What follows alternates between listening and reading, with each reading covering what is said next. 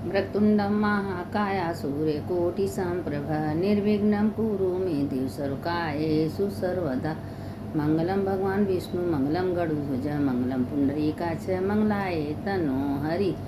जयंती मंगला काली भद्र काली कपालिनी दुर्गा क्षमा शिवा धात्री स्वाहा स्वधा नमस्तुते। देखिए आज पहला दिन नवरात्र का है और शैलपुत्री माता का दर्शन पूजा जो भी भक्त करते हैं उनके समस्त पाप तत्काल नष्ट हो जाते हैं। अगर जो 9 दिन व्रत करता है उसको तो अश्वमेध यज्ञ का फल पर डे मिलता है। ये हम नहीं बोलते हैं, शास्त्र बोल रही है। और जो कथा सुनते हैं माता का या शिव पुराण भागवत, उनका तो कोई और अंत नहीं, उनका तो पुण्य का कोई ठिकाना नहीं, क्योंकि उसका पुण्य चित्रगुप्त भी नहीं लिख पाते हैं। इसीलिए कहते हैं कथा का महिमा बहुत है। और ये 9 दिन में जो अगर व्रत नहीं रह सकते, अगर एक टाइम भोजन कर रहे हैं, एक टाइम व्रत, उनको भी व्रत का पुण्य मिल जाता है। तो ये 9 दिन का बहुत महिमा है, बहुत पवित्र दिन है। ये 9 दिन 9 देवी का दिन है। ये 9 रूप में शैलपुत्री मतलब जो पार्वती हैं वही 9 रूप में होती हैं, उन्हीं का है सब कुछ। तो अब एक दिन क्या हुआ कि कैलाश पर माता पार्वती उदासी बैठी थी। जब उदास बैठी थी तो भोलेनाथ पूछे, प्रिय क्या कारण है, आज तुम्हारे चेहरा पर मुस्कुराहट नहीं है, तुम इतना दुखी क्यों हो? कहें प्रभु आज से मेरा नवरात्र शुरू हो गया है और हमारा मन बहुत विचलित है और सारे भक्त हमारे नाम से व्रत करते हैं, पूजा करते हैं, तो उनको तो पुण्य हमको देना ही पड़ेगा। लेकिन प्रभु ऐसा कोई कहानी कोई कथा हमको सुनाइए कि मेरे मन को शांति मिले। कहें ठीक है प्रिय, हम तुम्हारे लिए कुछ भी कर सकेंगे, तुम जो कहोगी हम करेंगे। तो माता जी से भगवान कहें कि जो भी जयंती मंगला काली भद्रकाली कपालिनी दुर्गा क्षमा शिवा धात्री सोहा सोधा नमस्त अगर ये मंत्र बोलता है तो उसका तो समस्त पाप तक कर, क्योंकि सोधा का मतलब कि पार्वती की नानी है, तो नानी का नाम लेने से माता बहुत खुश होती थी। तो अब अपना भोलेनाथ पार्वती को कथा सुना रहे हैं। देखो पार्वती, हम तुमको ऐसा कथा सुना रहे हैं, तुम्हारा मन एकदम शांत हो जाएगा, खुश हो जाओगी। तुम किसके बारे में सुनना चाहती हो, अपने बारे में कि दुर्गा माता? कहें नहीं, कोई भी सुनाइए, हमको खुशी मिले। कहें ठीक है। कहें पार्वती, एक कथा बहुत सुंदर सुना रहे हैं कि एक गांव में खाली बाप बेटी रहती थी। और बाप बहुत दुर्गा जी का आराधना करता था, पूजा करता था, और करते करते बहुत दिन बीत गया। उसकी बेटी उसका साथ देती थी। एक दिन वो बेटी मुश्किल से ज़्यादा नहीं 10-12 साल की थी कि लड़कियों के संगे खेलने चली गई। और खेलने के बाद वो भूल गई कि पिता के साथ हमको हाथ बंटवाना है, वह नहीं आई। और क्रोधित में उसके पिता श्राप दे दिए कि तुम्हारा शादी तो हम एक कोढ़ी सी लंगड़े से कर देंगे, जाओ। कहें पिताजी आपने हमको जन्म दिए हैं, आप हमको कूड़ा में फेंक दीजिए, चाहे जंगल में फेंक दीजिए जैसे, लेकिन हमारे भाग्य को आप नहीं बदल सकते। जो विधाता ने, जो महादेव ने मेरे भाग्य में लिखे होंगे वही मेरे साथ होगा और हम कुछ नहीं कर सकते। मेरे पुनर्जन्म में जो अच्छा बुरा हम किए हैं, ये जन्म के वही भाग्य में हमको मिलेगा। और इतनी बातें पिताजी सुनते और क्रोध हो गए कि इसको जरा सा लज्जा नहीं आई, तमीज नहीं है, क्या बोल रही है। क्रोधित में आके खोज की तेही में भिन भिन माची भिन रही है। एक कोढ़ी गंगा के किनारे बैठा था और उसको कोई भी पूछता नहीं था। वो काले रंग का कम्बल ओढ़ के बैठा था, शरीर में पूरा मक्खी भिन भिन कर रही थी। उसी को पकड़ के ले आया और उसके पिता ने उस 12 साल की बच्ची का शादी कर दी। ऐसे ऐसे दुनिया में पिता भी होते हैं। उसकी माँ नहीं थी और 12 साल की बच्ची से शादी कर दी और वो शादी करके उसको भेज दी, जाओ तुम अपने भाग्य को भोगो, तुम्हारा भाग्य तुम्हारा साथ देता है ना, जाओ देखिए तुम्हारा भाग्य कितना साथ देता है। अब वो चली गई, एक न उसको घर था न द्वार था, कहाँ जाती। एक जंगल में गई, पूसा का पोरा का एक छोटी सी झोपड़ी बनाई और झोपड़ी बना के उसी में रही। हे विधाता, हे भगवान, हे दुर्गा मैया, मेरे भाग्य में क्या लिखे हैं? मेरे पिता जल कोढ़ी से मेरा शादी कर दिए हैं, यहाँ न रहने का ठिकाना न खाने का ठिकाना, कुछ मेरे कोई तत्व नहीं है, हम क्या करूँ? माँ से प्रार्थना कर रही है और वो 12 साल की बच्ची माँ से प्रार्थना कर रही है। तो माँ से बर्दाश्त नहीं कहते, माँ कभी बर्दाश्त अपने बच्चों को नहीं कर सकती। माँ दौड़ी दौड़ी चली आई उसकी झुपड़ी में। कहे बोलो बेटा क्या दुख है तुमको? कहे माँ हमको कुछ दुख नहीं है। कहे आप कौन हो? कहे हम दुर्गा माँ हैं। कहे आप दुर्गा माँ हो तो बस मेरे पति को निरोगित काया दे दीजिए, हम बहुत दुखी हैं, मेरे पिता कोढ़ी से शादी कर दी हैं। कहे कोई बात नहीं है बेटा, हर इंसान अपने दुख अपने भाग्य का फल भोगता है। तुम पुनर्जन्म में अनजाने में 9 दिन का व्रत की हो और बिना कुछ खाए पिए, तुम्हारा बहुत ज़्यादा पुण्य है। वही पुण्य संकल्प बोल के तुम अपने 1 दिन के व्रत का अपने पति को दे दो, तुम्हारे पति का निरोगित काया हो जाएगा। कहे माँ हमको तो कुछ भी पता नहीं। कहे तुमको नहीं पता है, देवी देवता को सब पता होता है। हम सवेरे से कितना व्रत करते हैं, पूजा करते हैं, कितना नाम लेते हैं, कितना सत्संग करते हैं, सब हम भगवान को पता रहता है। अच्छे कर्म का भगवान अच्छा फल देते हैं, बुरे कर्म का बुरा फल देते हैं। तो कहे बेटा तुम्हारा पुनर्जन्म का पुण्य है। वो अपना उसको पता नहीं था, माँ ने बताई और 1 दिन का संकल्प बोल के पुण्य अपने पति को दे दी। देखिए शास्त्र की बात हम कह रहे हैं, यह महादेव स्वयं पार्वती जी से कह रहे हैं। हम अपने मन से, हमको कोई ज्ञान नहीं है, हम कुछ नहीं बोलते हैं, तो अपना दे दी।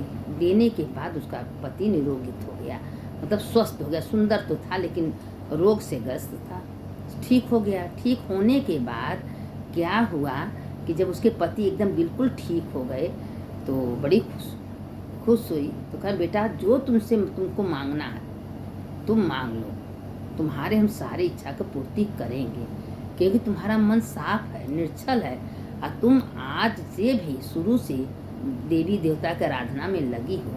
और जो फूल से भी मेरा व्रत करता है, मेरा नाम लेता है, उसके घर में हम सुख शांति समृद्धि भर देते हैं। मेरा व्रत पूजा कभी व्यर्थ नहीं जाता है। ये जन्म का नहीं, अगले जन्म में तुम्हारा 9 दिन का अमोघ पुण्य है। अब माँ उसको ऐसी वचन कही और उसके बाद कही, माँ आपसे तो कुछ छिपा नहीं है, हम तो नादान हैं, हमको कुछ नहीं पता है। अगर आपको जो मालूम है और जो अच्छा हमारे लिए है वो आप करिए। और आप तो मेरे पति को ठीक कर दी, आपका करोड़ों बार धन्यवाद दुर्गा माँ। लेकिन हमको अगर आपको देना चाहती हैं तो ऐसा कोई उपाय बताइए कि हम 9 दिन तक हम आपका आराधना करें, पूजा करें, ताकि हमारे जीवन में सुख शांति समृद्धि हो। तो माँ कहीं कि ठीक है, तुम पूजा करना चाहती हो तो 9 दिन में हमारी कथा सुनो और माँ दुर्गा जी का मूर्ति स्थापन, गंगा सरस्वती काली लक्ष्मी को स्थापन करो मूर्ति बना के, और उन्हीं को जो तुम्हारे पास है चढ़ा के भोग लगाओ, मेरा आराधना करो और ओम ऐं ह्रीं क्लीं चामुंडा विजय का मंत्र करो। हम इसी मंत्र से बहुत खुश होते हैं, निवारण मंत्र है, माता रानी से बहुत खुश होते हैं। माँ ऐसी बात उसको समझाएं, कहे ठीक है। और उसके बाद जाते जाते माँ वो झोपड़िया पर 1 लात मारी, खूब सुंदर का महल तैयार हो गया, धन दौलत रुपया पैसा सब हो गया। और माँ का जय जय माँ, जय जय माँ, आपका करोड़ों करोड़ों बार धन्यवाद। माँ का धन्यवाद करने लगी।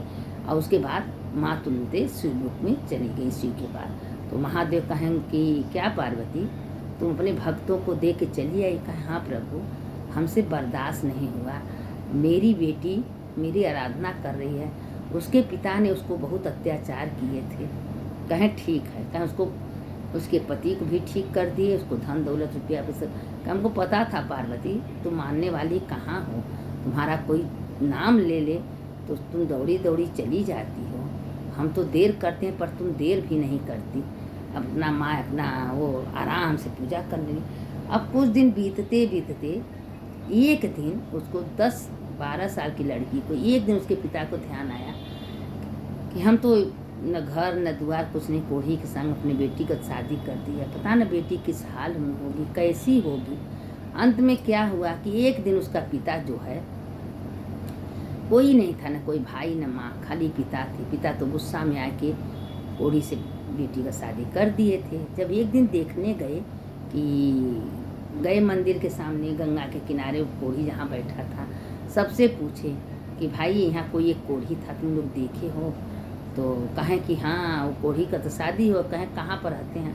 कहें उसी जंगल में जाके देखें तो वहाँ न कोई झोपड़िया था न कोई, वहाँ सुंदर का खूब महल था। और महल में जो लड़की उसकी थी खूब सज बज के माँ का पूरा आराधना कर रही थी।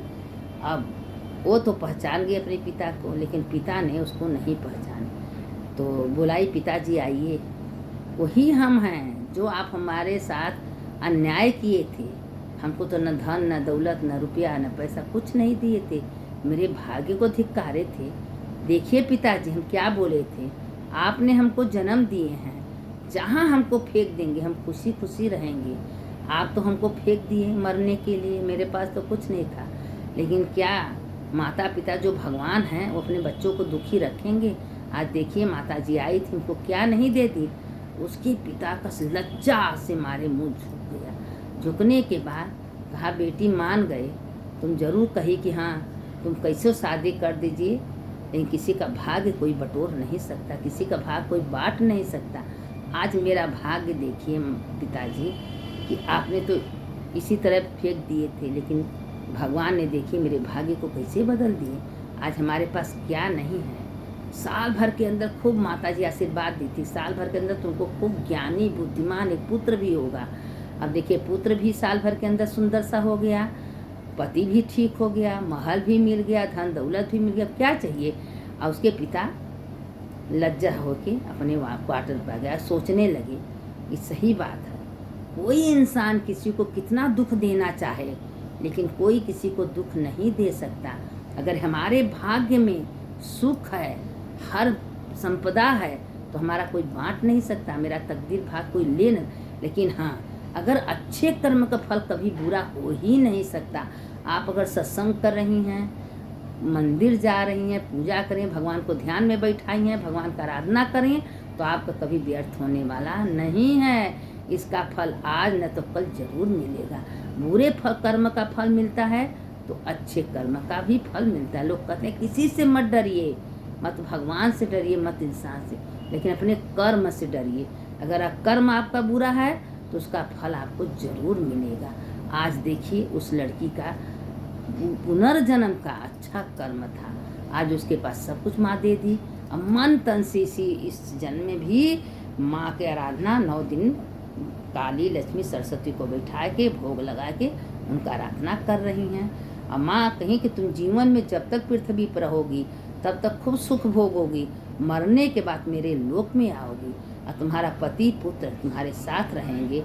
अब माँ ने उनको ऐसा आशीर्वाद दी। अब माँ ने उसके बाद वो जो लड़की थी खूब जीवन भर सुख उठाई, मरने के बाद शक्ति लोक में गई, जहाँ श्री माता पार्वती थी वहाँ गई। और जाने के बाद सब सुख प्राप्त की। तो मेरा व्रत, मेरा पूजा पाठ कभी व्यर्थ जाने वाला नहीं। अगर अच्छे हम कर्म कर रहे हैं, किसी का चुगली बुराई नहीं कर रहे हैं, आराधना कर रहे हैं भगवान को और अच्छे ज्ञान सबको दे रहे हैं, तो मेरा कर्म कहीं व्यर्थ जाने वाला नहीं है। इसीलिए हम आप लोग से करें कि अच्छे कर्म का फल अच्छे, बुरे कर्म का बुरा। अच्छा कर्म करिए, उसका फल भगवान जरूर अच्छा देंगे। सुनने वाले की जय, सुनाने वाले का जय। सर्वमंगल मंगलये शिवे सर्वार्थ साधिके शरणतम के गौरी नारायणी नमस्तुते। जयंती मंगला काली भद्रकाली कपालिनी दुर्गा क्षमा शिवा धात्री सोहा सोधा नमस्तुते। माता शैल पुत्री की जय। शंकर शंकर हर हर शंकर शंकर शंकर जय जय शंकर। हर हर महादेव, घर घर महादेव।